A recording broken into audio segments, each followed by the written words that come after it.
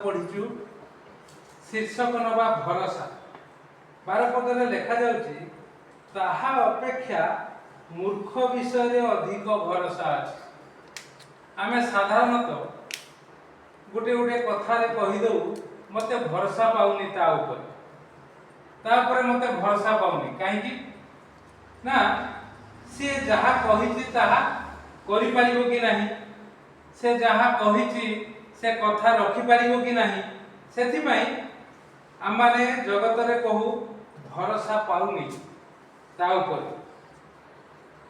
किंतु काहा को आमे भरोसा करिबा काहा को भरोसा न करिबा एठी लिखा जाउची आपना दृष्टि रे जे ज्ञानी एपरि लोक को तुमे भरोसा करना, मूर्ख को आउरी भरोसा करे भलो अछि।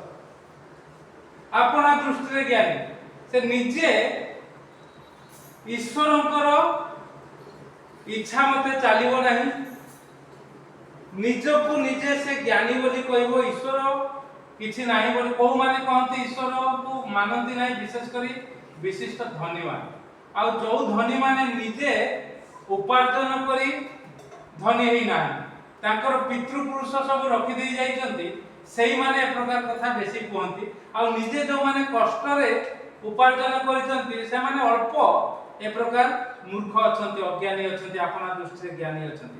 आमे ठीक देखिबा लुक पुस्तक बाहर करिबा।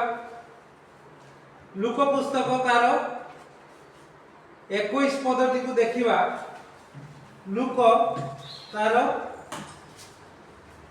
12 पर्व 21 पद, हां लुक 12 पर्व 21 पद रे लिखा जाउची कोन जे आपन निमंते धन संचय करे आपन निमंते धन संचय करे से होची ज्ञानी। ए जगतर लोक माने ताको ज्ञानी बोली कहंती, मूर्ख कहंती ना, कारण आ जगतर लोक माने ताको निकट जाय अध्यापन ताको निकट रे हाथ पतान कोन लिखा जाउची औथरे जे आपन निमंते धन संचय करे किंतु ईश्वर को विषय रे धनी नुहे ता प्रति बोली को परि घटिबो 18 पद पढ़ 17 पद पढ़ कोन लिखा जाउची मने मने विवेचना करी ए कहबो आपन दृष्टि रे ज्ञानी से मने मने बहुत कथा कहबो ईश्वर को ऊपर भरोसा नाही कोन कहबो मने मने रे मन कोन करबी मोर अनेक धन मोर फसल संग्रह करी रखिबा पई स्थान नाही अनेक धन हलानी मु मने मने मने कोन करबी आ कोन तापर कहूची से मोर अमार सब भागी बड़ करी मु बड़ करी रखिबी अमार सब आ काहा को देबी निजे रखिबी अमार भांगी बड़ करी रखिबी तापर हां तापरे मोर प्राण को कहबी रे प्राण अनेक वर्ष निमंते बहुत द्रव्य धन संचित होई रहिछि विश्राम कर भोजन कर आमोद कर 16 पद पढ़ कोन लिखा जाउछि आ से के दृष्टांत कहिले प्रभु यीशु एही दृष्टांत कहिले जने धनी लोक थिला से एही प्रकार तार चिंता था आपना दृष्टि रे ज्ञानी हला तेनु करी ए लोक मान को हमें भरोसा करि परिबा नै, मात्र हमें प्रभु को ऊपर भरोसा करी आनंद करिबा ए लोक मान को ऊपर भरोसा करे आनंद चली जो। किंतु रोमियो 12 पर्व तार 12 पद पढ़ कोन लिखा जाउची रोमियो 12 पर्व 12 पद रे भरोसा रे आनंद कर प्रभु यीशु को निकट रे जदी तुमे मु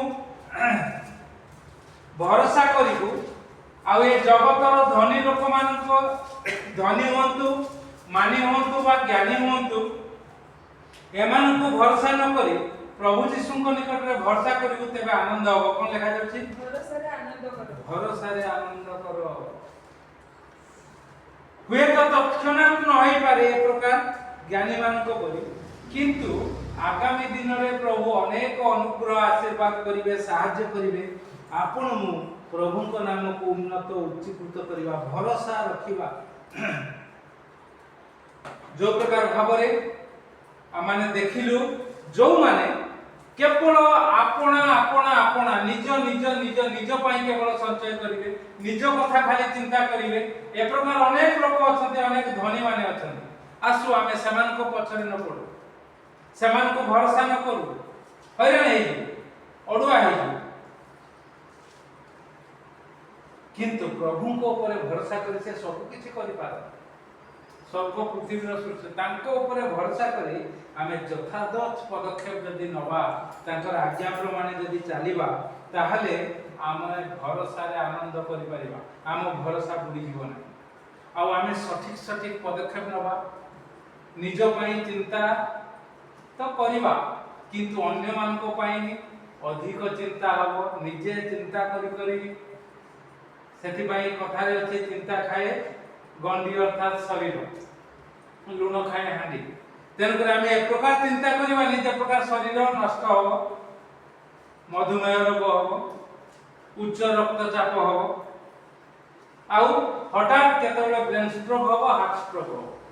ସେ ପ୍ରକାର ଚିନ୍ତା ନାହିଁ। ଆମେ ପ୍ରଭୁଙ୍କ ନିକଟରେ ଭରସା କରି ସବୁ ଚିନ୍ତାର ଭାର ତାଙ୍କ ଉପରେ ପକାଉ। ତାଙ୍କ ଉପରେ ସବୁ ଚିନ୍ତାର ଭାର ପକେଇଲେ ସିଏ ଆମକୁ ସମ୍ଭାଳିବେ। କାରଣ ଲେଖାଯାଉଛି ଏଫିସି ତାର 3 ପର୍ବ 20 ପଦ କ'ଣ ଲେଖାଯାଉଛି? ଏଫିସି 3 ପର୍ବ ତାର 20 ପଦ। ହଁ, ଯେଉଁ ଈଶ୍ୱର ଆମ୍ଭମାନଙ୍କ ଅନ୍ତରରେ କାର୍ଯ୍ୟ ସାଧନ କରୁଥିବା ଆପଣା ଶକ୍ତି ଅନୁସାରେ ଆମ୍ଭମାନଙ୍କ ମାଗିବା ବା ଭାବିବା ଠାରୁ ଅତ୍ୟଧିକ ପରିମାଣରେ ସାଧନ କରିପାରନ୍ତି। ବାସ୍, ସେଇ ପ୍ରଭୁଙ୍କୁ ଭରସା କରିବା। ମାଗିବା ଭାବିବା ଠାରୁ ଅତ୍ୟଧିକ ପରିମାଣରେ ସେ କ'ଣ କରନ୍ତି? ସାଧନ କରିପାରନ୍ତି।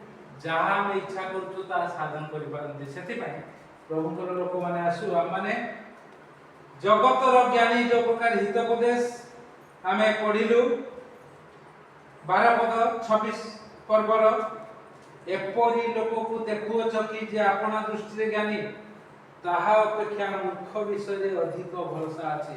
ଆସୁ ଆପଣା ଦୃଷ୍ଟିରେ ଜ୍ଞାନୀ ଯେଉଁ ପ୍ରକାର ପ୍ରଭୁ ଯୀଶୁ ଉଦାହରଣ ଦେଲେ, ତାଙ୍କ ଉପରେ ଭରସା ନ କରି ଆସୁ ଆମେ ପ୍ରଭୁଙ୍କ ଉପରେ, ମୂର୍ଖ ଉପରେ ବି ଭରସା କରିବା ନାହିଁ, ମାତ୍ର ପ୍ରଭୁଙ୍କ ଉପରେ ଭରସା କରିବା ଯେ ମାଗିବା ଭାବିବା ଠାରୁ ତତ୍ୱଧିକ ଦିଅନ୍ତି ଆପଣା ଚିନ୍ତାର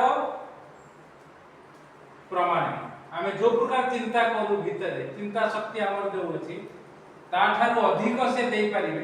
ସେଥିପାଇଁ ତାଙ୍କ ନିକଟରେ ଭରସା କରି ଆସୁ ଆମେ ଜଗତର ଲୋକମାନଙ୍କୁ ଭରସା ନ କରୁ, ପ୍ରଭୁଙ୍କ ନାମକୁ ଉନ୍ନତ ଉଚ୍ଚୀକୃତ କରୁ। এই ସମୟରେ ଆମେ ଆଉ ଗୋଟେ